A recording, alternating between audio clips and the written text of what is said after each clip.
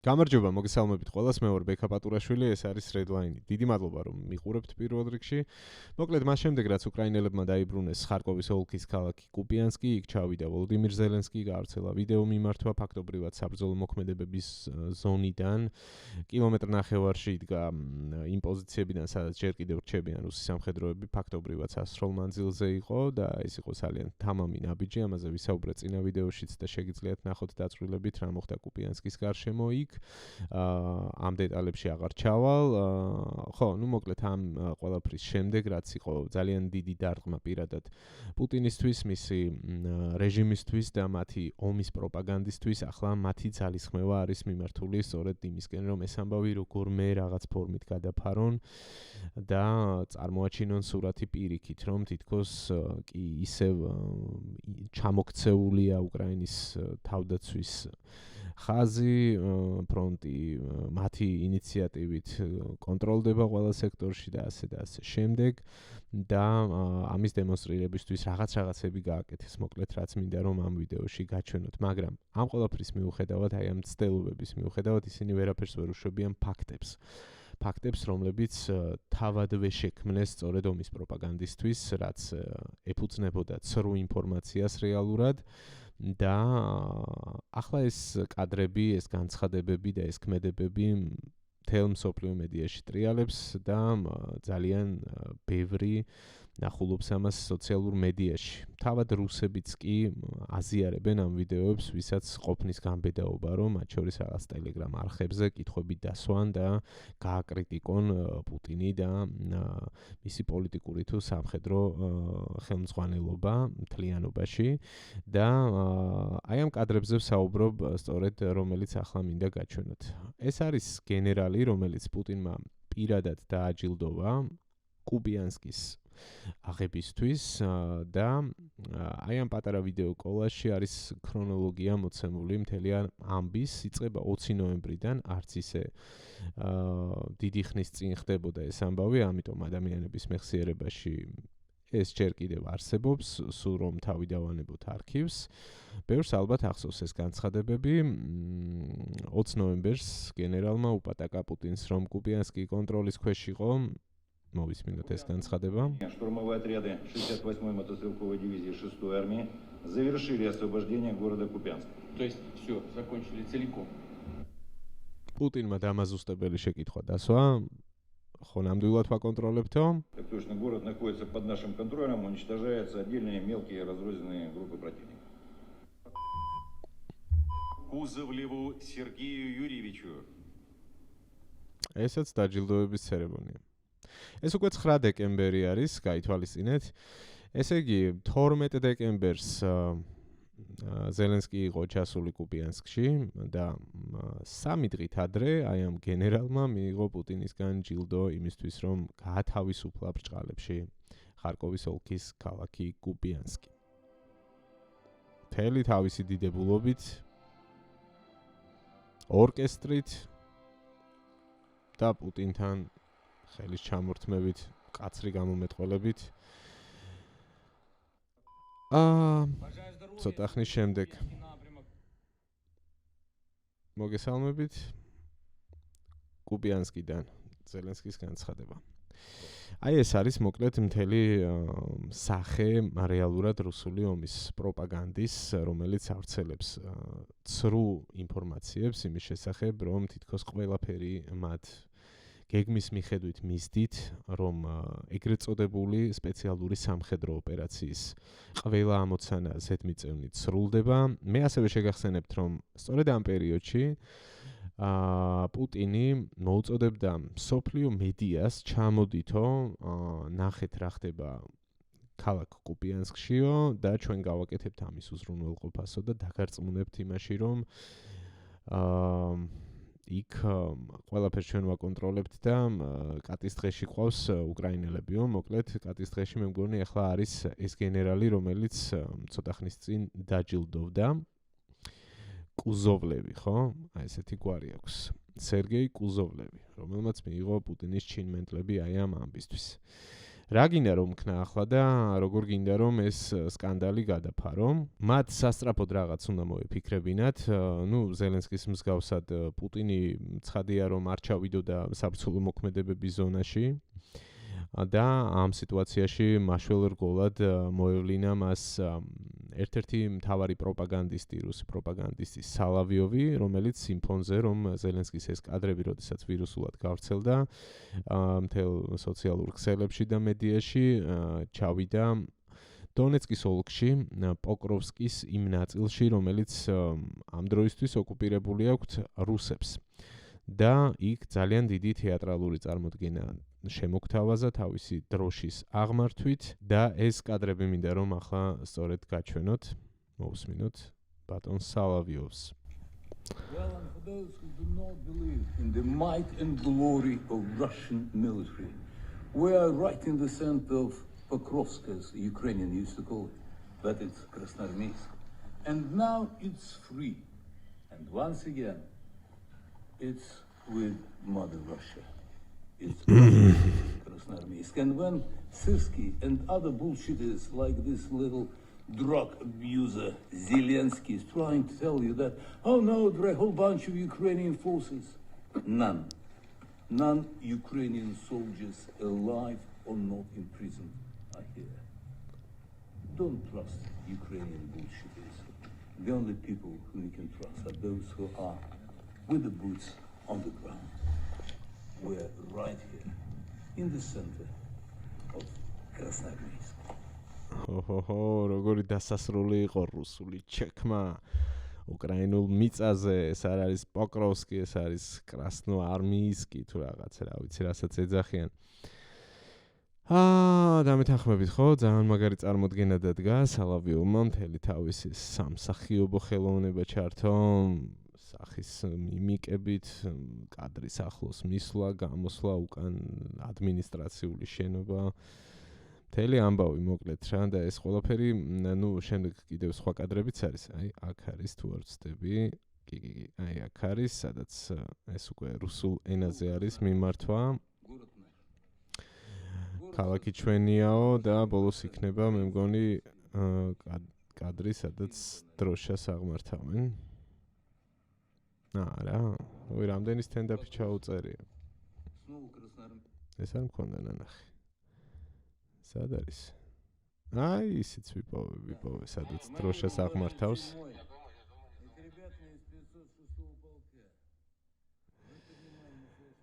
ხო, ეხლა აქ ერთ რამეს მინდა რომ დააკვირდეთ. ფონზე რა ჩანს რა? ეს ხო აქ რაღაც შოუს დგამს, ვითომ ყველაფერი რიგზეა და აკონტროლებენ და ასე შემდეგ გარშემოსულ ჯარისკაცები არიან და გაფაციცებით იყურებიან, მაღლა რომ საიდანვე FPV დრონი არ მოფრინავდეს შემთხვევით. ხო, და მე ეს დროშა აღმართა დიდი ამბით რა.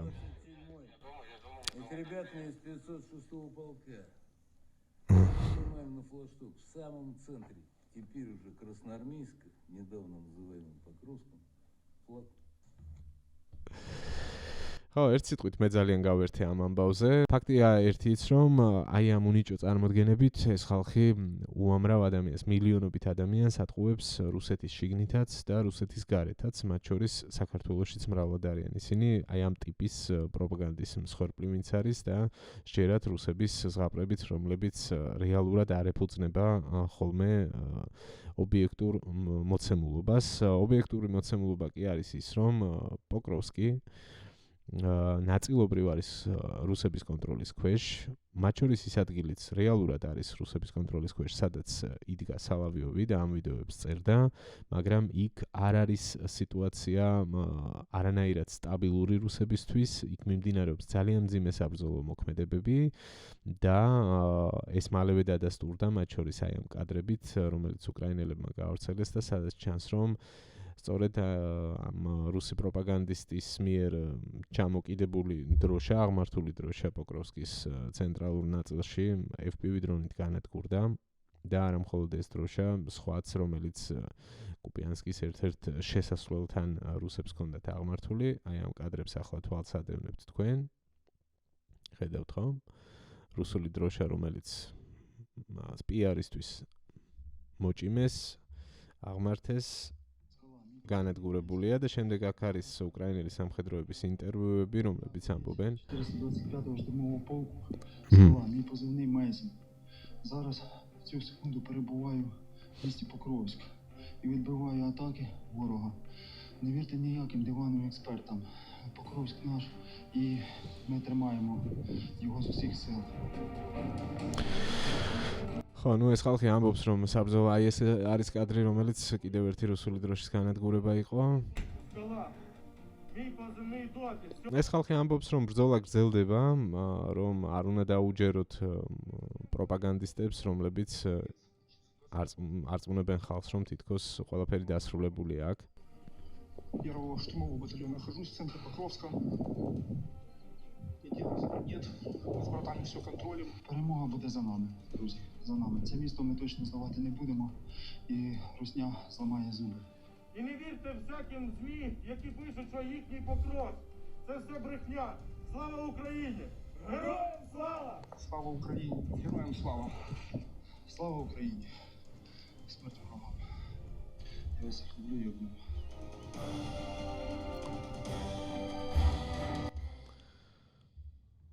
მოკლედ სალავიოვის უნიჭო წარმოდგენა ამით დასრულდა ამ შედეგით და დამეთანხმებით რომ ეს პიარსვა, იაფასიანი პიარსვა ვერაფრით ვერ გადაფარავს იმ ამბავს, რაც რუსებს და პირადად პუტინს დაემართა კუპიანსკის შემთხვევაში. ვერაფერს ვერ უზავენ იმ ფაქტებს, რასაც სულ ცოტა ხნის წინ ჩვენ ვისაუბრეთ და ეს უკვე მთელმა მსოფლიომ ნახა, რაც არ უნდა გააკეთონ ახლა მათი პროპაგანდისტების ჩართულობით. თუმცა მხოლოდ პროპაგანდისტების ჩართულობით არ შემოიფარგლება ეს ამბავი. კუპიანსკის ამბის საპასუხოდ რუსებმა გასული 24 საათის განმავლობაში უმძიმესი შეტევები განახორციელეს უკრაინის ქალაქებზე, კვლავ დაიბომბა ენერგოობიექტები, დაიბომბა ელექტროსადგურები, განსაკუთრებით ოდესა იყო სამიზნე მათი და დღის განმავლობაში ვნახულობდი კადრებს, როგორ იდგა ხალხი მაგალითად წყლის რიგში ქუჩებში, წყალმომარაგების პრობლემაც აქვთ მათ გათბობის და ასე შემდეგ, არიან დაშავებულებიც, არის მსხვერპლიც სხვადასხვა ოლქებში უკრაინის, მოკლედ ისევ მომართეს საკუთარი რაკეტები და შაჰიდები 400-ზე მეტი სამიზნე იყო ბოლო 24 საათის განმავლობაში უკრაინის საჰაერო სივრცეში და დაიწყეს მოსახლეობის ტერორი. სხვა რა უნდა გააკეთონ, ფრონტზე წარუმატებლობა ტრადიციულად რუსებისთვის ეგ ტაქტიკა მუშაობს, რომ ცდილობენ გადაფარონ წარუმატებლობა მშვიდობიან მოსახლეობის ტერორით და ამაში გამოიხატება რუსული აგრესია სწორედ ბოლო თითქმის 4 წლის განმავლობაში. ეს ტაქტიკა მათთვის უცვლელია. გარდა ამისა, ისინი ახლა შეეცდებიან ცხადია, რომ რაღაცა დადონ უშუალოდ ბრძოლის ველზეც და დიდი ალბათობით აქცენტი გაკეთდება დონეცკის ოლქზე, ისევ პოკროვსკის და მირნოგრადის მიმართულებაზე. დამოდით ჩავხედოთ რუკაზე რა ხდება. ეს არის 13 დეკემბერს განახლებული მონაცემი, როგორც ხედავთ და წინა დღესთან შედარებით, ანუ 12 დეკემბერთან შედარებით არის მცირე ცვლილებები აქ. პოკროვსკის აღმოსავლეთით რივნეს მიმართულებაზე ოდნავ წინ წაიწიეს რუსებმა, ეს არის დასახლება მირნოგრადსა და პოკროვსკს შორის, როგორც ხედავთ და ასევე გაფართოვდა ნაცრისფერი ზონა მირნოგრადის გარშემო. ეს ყველაფერი ცხადია დამატებით რისკებს ქმნის აქ მყოფი უკრაინელი სამხედროებისთვის, თუმცა აქ ჯერ ბრძოლა დასრულებული არ არის და ამას ირწმუნება ყოველ შემთხვევაში უკრაინის სამხედრო ხელმძღვანელობა, გენშტაბი ამბობს, რომ მომარაგების ჯაჭვები არსებობს, რომ ისინი აქტიურად უწევენ მტერს წინააღმდეგობას და ახორციელებენ ტაქტიკურ შეტევებს იმისთვის, რომ გაათავისუფლონ აქ დამატებით ტერიტორიები, რაც მნიშვნელოვანი არის კვლავ მყარად დგას აი აქ რკინიგზის ხაზის გასწვრივ უკრაინელების თავდაცვის ხაზი და ისინი არ აძლევენ რუსებს საშუალებას, რომ მათ შორის კოლონებით გადმოკვეთონ ეს ტერიტორია და არაერთი კადრი ვრცელდება განსაკუთრებით ბოლო 24 საათში სწორედ კუპიანსკის ამბის ფონზე გააქტიურდა ეგრეთ წოდებული სახევრცე შტურმები რაღაც Mad Max-ის სტილში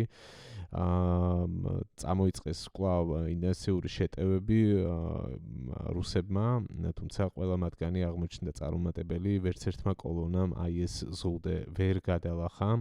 არსებობს ამის ამსახველი ვიდეო მასალებიც, რომელსაც ახლა მე თქვენ გაჩვენებთ. აი ეს არის ერთ-ერთი მათგანი და ვნახოთ ახლა რა მოხდა აქ.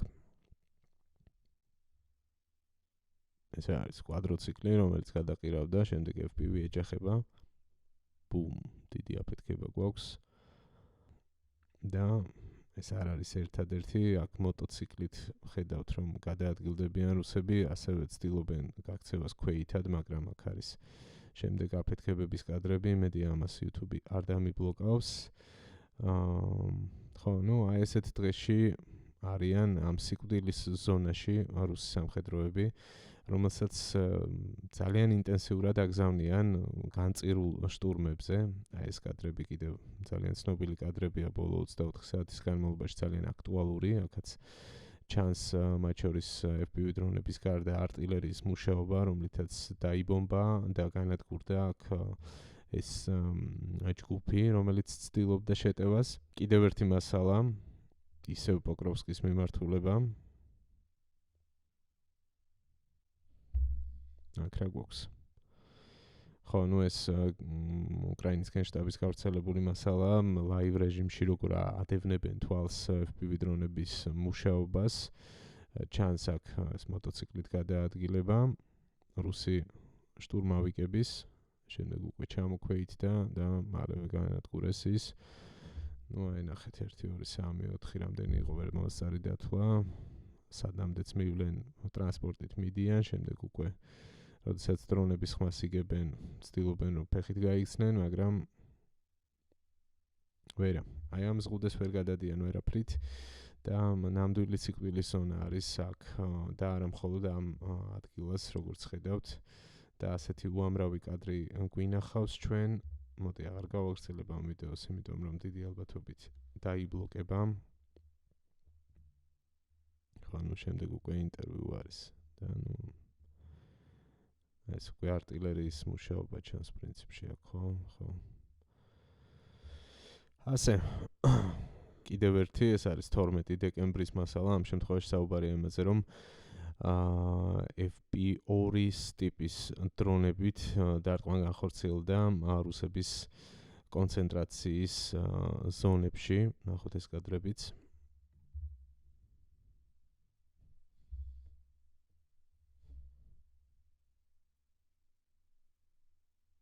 მათ შორის საწყობების განადგურებაზე არის აქ საუბარი.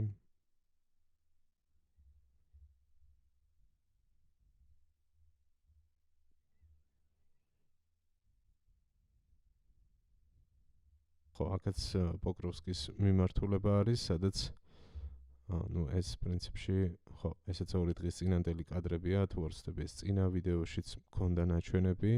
აქაც Mad Max-ის სტილში სახორცე შტურმი რუსების შესრულებით, რომელიც პირდაპირ მნიშვნელობით ცეცხლში და სისხლში ჩაახშეს. ეს ჯგუფი მთლიანად გაანადგურეს უკრაინელებმა კომპლექსური შეტევის შედეგად. არაერთი ასეთი მასალა ვრცელდება, მოკლედ სწორედ აი ამ ზონიდან პოკროვსკის გარშემო ძალიან დიდი ინტენსიური საბრძოლო მოქმედებები მიმდინარეობს ახლა. არავის არ აღელვებს, რამდენი რუსი სამხედრო შეეწირება ამ ამბავს. მთავარი არის, რომ პუტინმა ახლა შედეგი დადოს როგორმე ფრონტზე და ძალიან სწრაფად ჭირდებათ ეს ყველაფერი. აქედან გამომდინარე, სწორედ ამ პოლიტიკური გარემოების გათვალისწინებით დიდი ალბათობით კიდევ უფრო ინტენსიური გახდება აქ პოკროვსკის და ვიჟოგრადის გარშემო რუსული Mad Max-ის სტილის ეს სახორცე შტურმები. დავველოდოთ როგორ წავა აქ პროცესი. ყოველ შემთხვევაში ჯერჯერობით რთულია ფაქტია მოცემულობა, განსაკუთრებით მიჟნოგრადის გარშემო. ვერ ვიტყვით რა არის ახლა გამართლებული. დარჩენა ამ ზონებში და ბრძოლა ბოლომდე, თუ ფიქრი იმაზე, რომ აქედან როგორღაც მეტნაკლებად უსაფრთხოდ გამოიყვანონ უკრაინელი სამხედროები. აი ეს 2 ვარიანტი მუდმივად განიხილება პირველ რიგში უკრაინელი სამხედრო მიმოხილველების მხრიდან დაველოდოთ მოკლედ როგორ წავა ამ მიმართულებაზე პროცესი, რომელიც უკვე თითქმის 2 წელია მიმდინარეობს. რუსებმა დაახლოებით 2 წლის წინ დაიწყეს აქტიური მცდელობები პოკროვსკის ხელში ჩასაგდებად, მაგრამ ჯერჯერობით ამ მიზანს ვერ მიაღწიეს და ეს ვერავითარ შემთხვევაში ვერ ჩაითვლება რაღაც სტრატეგიულ სამხედრო წარმატებად პუტინის რეჟიმისთვის, პუტინის ეგრეთ წოდებული სპეციალური სამხედრო ოპერაციისთვის და მით უმეტეს ვერ ჩაითვლება ისეთ წინსვლად, რომელიც ქმნის ობიექტურ საფუძველს, რომ უკრაინაში ვინმე რეალურად დაფიქრდეს უბრძოლველად ჩააბაროს პუტინს მთლიანი დონბასი, დონეცკის ოლქის ეს ტერიტორია, რომელიც ყველაზე მეტად გამაგრებული არის, ქალაქები როგორებიც არის კოსტიანტინივკა, კრამატორსკი, სლავიანსკი და სხვები აი ამ ზონაში. ეს არის სწორედ უკრაინის ერთ-ერთი მთავარი თავდაცვითი ზღუდე, რომლის გადაცემასაც რატომღაც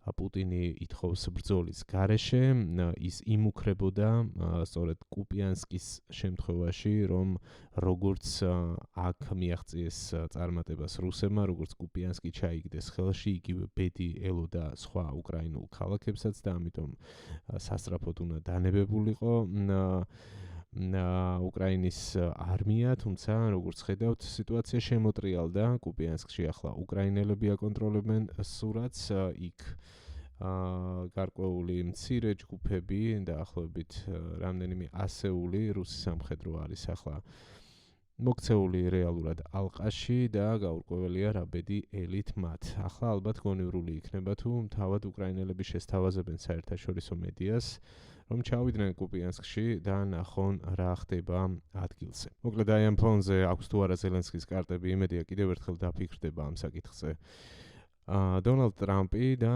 ასევე იმედია, რომ ევროპელი ლიდერებიც უფრო თამამები გახდებიან ამ ამბების შემხედვარე თავის პოლიტიკურ ნაბიჯებში. ფაქტი ერთია, რომ ბერლინშია უკვე ვოლოდიმირ ზელენსკი, უკრაინის პრეზიდენტი, შეხვედრებს გამართავს ევროპელ ლიდერებთან და შეხვედრებს გამართავს ტრამპის სპეციალურ წარმომადგენელთან, სტივ ვიტკოვთან მათ შორის და ტრამპის სიძესთან კუშნერთან, რომელიც ჩართული იყო ვიტკოვთან ერთად ბოლო რაუნდში პუტინთან მოლაპარაკებების პროცესში. ვნახოთ აი აქ ამ შემთხვევაში უკვე დღეს ხვალ რა ცნობები გვექნება სამშვიდობო პროცესთან მიმართებით. ზელენსკი მხრებში გამართული ჩავიდა ბერლინში. მას კარგი ამბავი აქვს, რომელსაც დიდი ალბათობით მიულოცავენ ევროპელი ლიდერები და ვნახოთ რამდენად შედეგიანი აღმოჩნდება ეს რაუნდი. სიმართლე რომ გითხრათ და ამაზე ბევრჯერ მისაუბრია, მე ამ ეგრეთ წოდებული სამშვიდობო მოლაპარაკებებისგან არაფერს არ ველოდები. არანაირი შეთანხმება საბოლოოდ არ შედგება. რუსები ყოველ შემთხვევაში ამ შეთანხმებებზე არც ერთ შემთხვევაში არ წავლენ. პუტინი არ აპირებს ამ ომის დასრულებას, მით უმეტეს ასეთ სიტუაციაში, როგორშიც ახლა არის, ის არანაირად არ დათანხმდება ცეცხლის შეწყვეტაზე. ყოველ შემთხვევაში ზელენსკი აჩვენებს მზაობას დიპლომატიის და აჩვენებს იმას, რაც მას არაერთხელ უთქვამს, რომ უკრაინა მშვიდობისთვის არ იქნება არავითარ შემთხვევაში ბარიერი და რაც შეეხება ამ კონკრეტულ რაუნდს ბერლინში, ამაზე შეგვიძლია დამატებით ის ვთქვათ, რომ ალბათ ევროპელებმაც ტრამპის კრიტიკის შემდეგ ამერიკის ახალი ეროვნული უსაფრთხოების სტრატეგიის დოკუმენტის გავრცელების ფონზე, სადაც აქცენტი კეთდება იმაზე, რომ პრინციპში ევროპამ საკუთარ უსაფრთხოებაზე თავად უნდა იზრუნოს, ნატოს წევრებმა უფრო მეტი უნდა გადაიხადონ უსაფრთხოებისთვის და ასე და ასე შემდეგ. იმედია, რომ ევროპელები უფრო მყარ პოზიციას აჩვენებენ უკრაინასთან მიმართებით და დააფიქსირებენ კიდევ ერთხელ მათ მზაობას, რომ აღმოუჩინონ სამხედრო მხარდაჭერაც, ფინანსური მხარდაჭერაც და გადაწყვეტილება მიიღონ საბოლოოდ იმ ფინანსურ აქტივებთან დაკავშირებით, რომელიც არის გაყინული, რუსების 200 მილიარდ ევროზე არის საუბარი დაახლოებით. მიღებული იყო უკვე გადაწყვეტილება იმის შესახებ, რომ ეს აქტივები განუსაზღვრელი ვადით გაიყინა, მაგრამ ახლა უახლოეს დღეებში უნდა მიიღონ უფრო მნიშვნელოვანი გადაწყვეტილება იმის შესახებ, გამოიყენებენ თუ არა ამ ფინანსურ რესურსს უკრაინის დასახმარებლად. დამატებით ტრამპის ინიციატივით მიმდინარე ამ მოლაპარაკებების შესახებ უნდა ითქვას ის, რომ უკრაინელებმა ძალიან მკაფიოდ გამოკვეთეს რამდენიმე მნიშვნელოვანი საკითხი, მათი წითელი ხაზები, რომ ისინი არ აპირებენ არმიის შემცირებას, არ აპირებენ არავითარ შემთხვევაში ტერიტორიულ დათმობებზე წასვლას და საკუთარი სუვერენიტეტის დათმობას. შესაბამისად, აი ამ წითელი ხაზების გათვალისწინებით ისინი ღია არიან მოლაპარაკებებისთვის, საჩვენებენ მზაობას და ყველა ფორმატში მიყვებიან ტრამპს, ზელენსკის არაერთხელ უთქვამს, რომ მზად არის პირადადაც შეხვდეს პუტინს და გააფორმოს შეთანხმება პირველ რიგში იმ პირობით, რომ შეწყდეს ცეცხლი, დაფიქსირდეს ფრონტის ხაზი ისე როგორც დღეს არის და ამის შემდეგ დაიწყოს ძირითად საკითხებზე მოლაპარაკებები. ეს არის და ეს. მოკლედ ეს დიპლომატიური პროცესი მიდის, მაგრამ ომი არ გაჩერდება იმ დრომდე, ვიდრე პუტინს არ მოუწევს გაჩერება და პუტინს მაშინ მოუწევს გაჩერება, როდესაც მას ომის გაგრძელების რესურსი უბრალოდ აღარ ექნება. ეს გადასარევად ესმით უკრაინელებს, სწორედ ამიტომ ისინი განაგრძობენ შეტევებს. ბოლო საათების განმავლობაშიც ახალი პარტია გაუშვეს უკრაინელებმა შორსმოქმედი დრონების და რაკეტების. უკვე ვრცელდება ცნობები იმის შესახებ, რომ მაგალითად ოკუპირებული ყირიმის ტერიტორიაზე მათ უკვე დაარტყეს ენერგო ობიექტებს, ამ შემთხვევაში დაიბომბა ერთ-ერთი ნავთობ ბაზა, რომელიც იწვის და ამ კადრებს ხედავთ სულ რამდენიმე საათის წინ გავრცელებული მასალა არის სოციალურ ქსელებში და ეს არ იქნება დიდი ალბათობით ერთადერთი ობიექტი, რომლის დაბომბვის შესახებაც უახლოეს საათებში გავრცელდება აუცილებლად ინფორმაცია. შორს ამიზნეებზე დარტყმების თვალსაზრისით უნდა გამოვყოთ ორი ახალი ტენდენცია. ერთი ეს გულისხმობს ეგრეთ წოდებულ ჩრდილოვანი ფლოტის გემებზე, რუსული ჩრდილოვანი ფლოტის გემებზე დარტყმებს უკრაინელების მხრიდან. ეს კადრები ძალიან პოპულარულია ბოლო დღეების განმავლობაში, შესაძლოა ბევრ თქვენგანს ნანახი აქვს, შესაძლოა არა. აქ საუბარია იმაზე, რომ Sea Baby, ასე ქვია ამ წყალზედა დრონებს, უკრაინული ტექნოლოგია არის, დაარტყეს ორ ტანკერს, ჩრდილოვანი ფლოტის ტანკერს, რომელსაც რუსული ნავთობი გადაქონდა შავ ზღვაში.